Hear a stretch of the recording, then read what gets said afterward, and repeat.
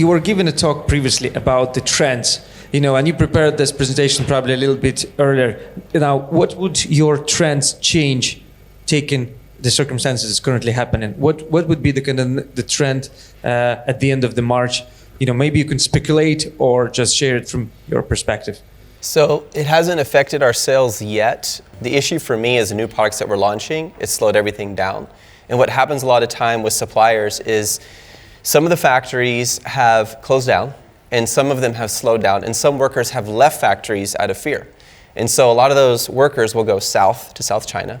And as a result, when they bring in new factory workers, their experience is low. And so when they rebuild the product, that can be an issue. We experienced this when launching after Chinese New Year, when there was a product that we launched, then we relaunched it, and they rebuilt the product, but new people built it, and the condition of the product was lower. There's something I want to read to you guys. This is a chat from one of our Chinese staff in China, and this blew me away, and I just want to read it to you. It's very short. She's in China. Hi Seth, how are you? I have heard that the virus effect in Europe and Italy and other countries is getting worse. America also has people cannot buy masks from pharmacy. If you need masks, I can send you some. It takes only 3 to 4 days to arrive. Take care. From China. Now where is the greater risk right now? China or the US? China. And she is looking out for me. Like, that's amazing. And so I just want to second what you said, Danny.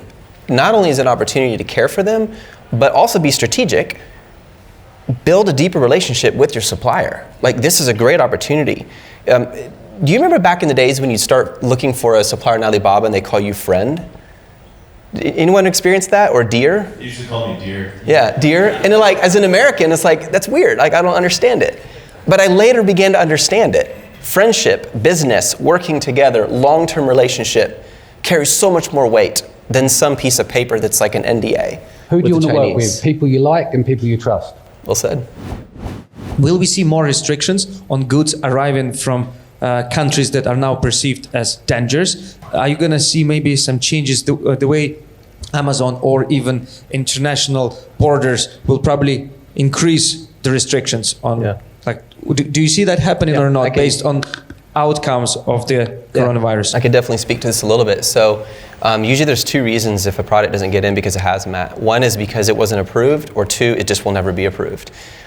So if you have a product that you want to sell that maybe hazmat, what I recommend is create the listing first before you even invest any money. Wait 2 weeks, put in all the keywords that could possibly flag Amazon, and Amazon will tell you very quickly if there's an issue.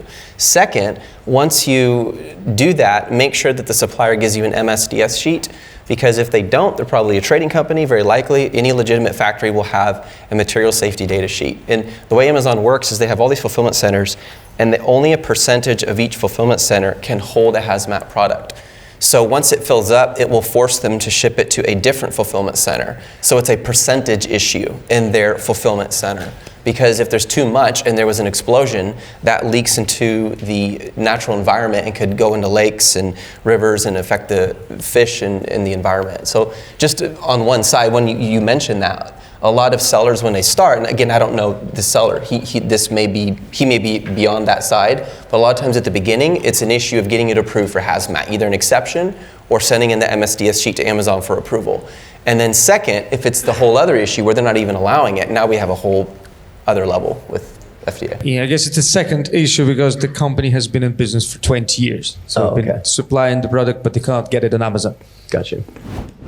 How do you deal with pricing policy on Amazon where they block your products due quote unfair pricing policies? So if somebody puts the price too high or actually puts below, does Amazon actually have any policy on the pricing? Does it apply from your experience? If you know the price range of your top competitors, like I mentioned earlier, let's say it's between 50 and 60, well, you already know, in quotes, the fair price based on Amazon standards. And Amazon uses sales also a lot of time to validate a price. So if those sellers are selling high, then you already have a range which you can operate within. That's why when I launch a new product, I like it to be under the most expensive. Not only that, but then people feel like they're getting a deal. I see a few questions from people who are running out of stock. And the question is, how many days do you have as a buffer before your product runs out? And what strategies would you do in case if the product is running out. I know one of the speakers said that it's better to shut down the listing rather than keep it. But if somebody's running out of stock now, what would you recommend?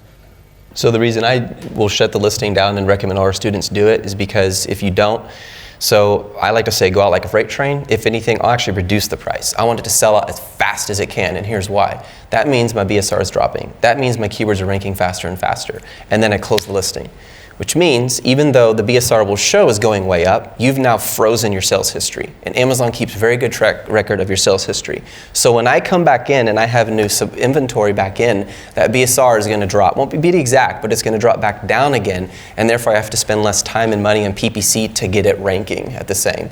Obviously what you're referring to is a different situation. We're talking about like an epidemic going on. People need it now, so someone's looking at the market and charging more, but that's a different scenario. Yeah. No, what you said is the way to do it. We do the same thing. Yeah. Going out and shoot. Yeah. One of the online users is asking now, how do you actually handle the panic right now with what's happening? How do you stay calm, and what could you do to prevent panic getting over you? Several of you guys later today after I spoke came up, and the most common word I heard was fear. I was like, I'm afraid. What about this? What about this? What about this? And I've come to believe that fear is not something to be conquered, but fear is something to be faced. And there's a difference. And I also had a panic attack. I don't know if this is common amongst entrepreneurs, but I'm seeing a trend because we're so crazy. So it was January 2019. It was the first time we decided we were going to actually hire staff instead of just having VAs and contractors, which are great, but we really felt like we needed staff to really grow Just One Dime and our brands to the level we wanted to. And so we hired, and this is insane, in 3 weeks we hired over 20 staff, and we opened offices in Austin, Texas. And this was the hardest time of my life. And one evening I'm sitting down, and my wife KK's sitting there, my kids are there, and all of a sudden I said, I can't breathe. And she's like, are you okay? I was like, I can't breathe. And everything kept going black like I was gonna faint. And I was like, I'm perfectly healthy, I work out, I drink vegan smoothies, and so what's wrong with me? So they took me to the hospital, they put me on oxygen, they did I think it's called EKG, the heart thing, whatever it's called, and like they checked everything, blood pressure, they took tests, and finally the doctor comes in, he says, Seth, you are perfectly healthy.